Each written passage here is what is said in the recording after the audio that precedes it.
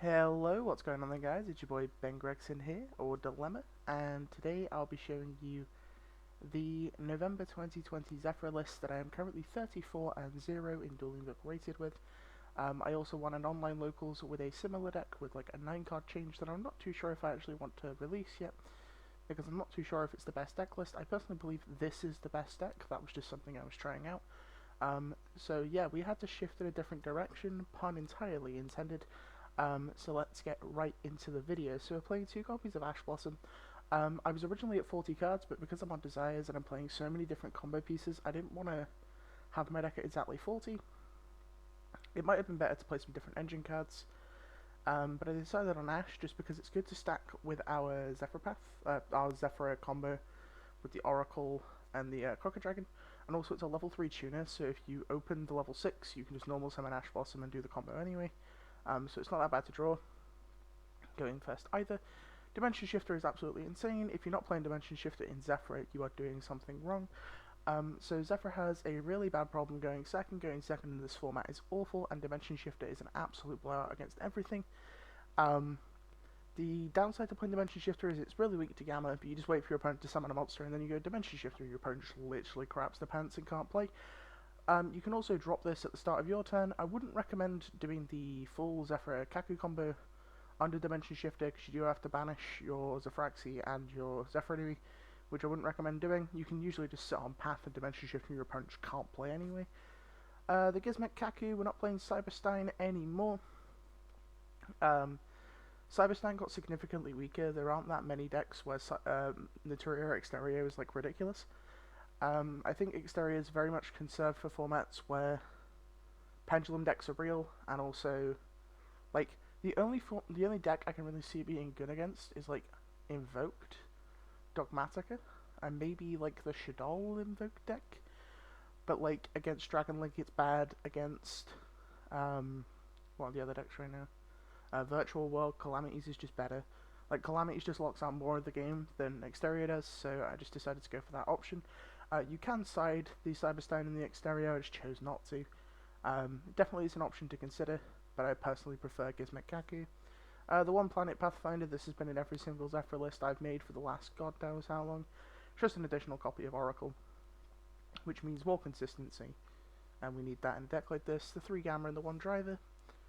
Forever homies in the Zefra deck will forever be welcomed. 2 Pilica, 1 Wendy. For those of you guys asking how you grind with 1 Wendy, it's similar to grinding with 2 Wendy as if you do it with 1. You just have to manage your resources correctly. A lot of the time when you're grinding, you're using Wendy as a way to get additional body on board, you're not using it as a way to recycle stuff. A lot of the time you're like searching Wendy off of Oracle in the late game, and then normal summoning the Wendy, grabbing back a Zefra enemy so you can put 2 level 6s on board to make a special card in the extra deck we'll go over in a bit. 2 Zefra Thubin. Zefra Thubin's obviously like insane, and it's a 1 scale. Zefraxiton for the back decks, and then the mandatory 3 Zefrath, 3 Zefra Nui, 3 Zefraxi. Onto the other spells, we're playing 3 Oracle, this doesn't need explaining, 3 Desires, Desires over Extravagance because we're playing a lot of different tech cards now. Terraforming, Double Path, we're playing Double Path because of Desires. Call me a wimp if you want, but I made a video on Zefra Path, you understand why this card's in multiples. If you banish both, you're probably going to lose. So yeah, Zefra Path is mandatory at 2, please don't question it, just play it. Triple Zefra Providence, 1 9 Pillars, 1 Divine Strike, 2 Zefra War. We cut a War down just because War isn't an engine piece, and I'd much rather draw a hand trap than a Zefra War going second. Onto the sideboard, Triple Lancia, Double Gamma Seal, Triple Ogre, Triple Nib, Harpy's Feather Duster, and Triple Droll. Notice there's no going first cards, because our deck is so good at going first, I don't particularly need to side anything. Droll is for Invoke Dogmatica, Dust is for everything, Nibiru is for Dragon Link, Ogres for Rogue decks, Gamma Seals for Dragon Link, and the Infinite deck Lanciers for Dragon Link, Eldritch, and all the decks like that. And then the extra deck, we're playing Metaphys Horus and the good old Sheridan, Nirvana High Paladin, Omega Ravenous Crocker Dragon, the new edition Virtual World KUB, which once again is Macrocosmos. So if you don't need to make the Crocker Dragon line and you don't have Oracle, because your Zefra gets hashed or something like that, you can actually just make Shen and go, you're under macro now. have fun, and you also have like a negate in the background. That's enough, really. One Wind Pegasus Actignista. These are the two cards that you send off of your opponent's Maximus, and then you send something random. Sheridan, we've already gone over. Utopia Beyond. So we're playing additional level 6 monsters in the deck in the form of Dimension Shifter. I know that seems weird, but a lot of the time you can actually just kill your opponent using Utopia Beyond. It's also an out to Dragoon, because it doesn't target, and it's just a way of running it over. The Calamities Barricade Ball Blocker is a generic link 2 that allows you to add Oracle back from the graveyard. Borrelsword Dragon is better than Access Code Talker because it allows us to kill Dragoon. And there's loads of ways that we can climb to Borrelsword as well. Gravity Controller is if you open Zefra and need to put it back into your extra deck because your opponent doesn't kill it, or you can put it into your extra deck to make your Zefra Divine Strike live.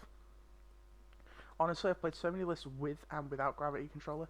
I just personally think that Gravity Controller is very, very good right now. Maybe in the future Gravity Controller will get cut again. This card is in and out of the deck so much. Honestly, you can play other cards over Gravity Controller. I just personally really like it.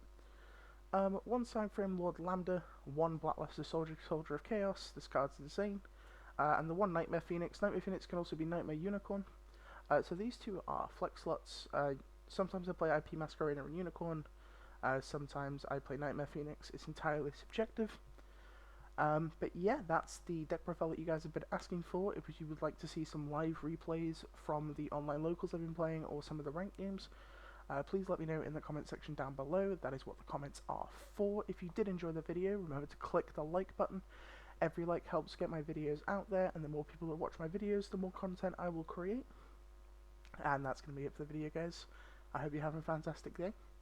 And if you watched until the end, leave a comment saying Shifty Boy. Peace.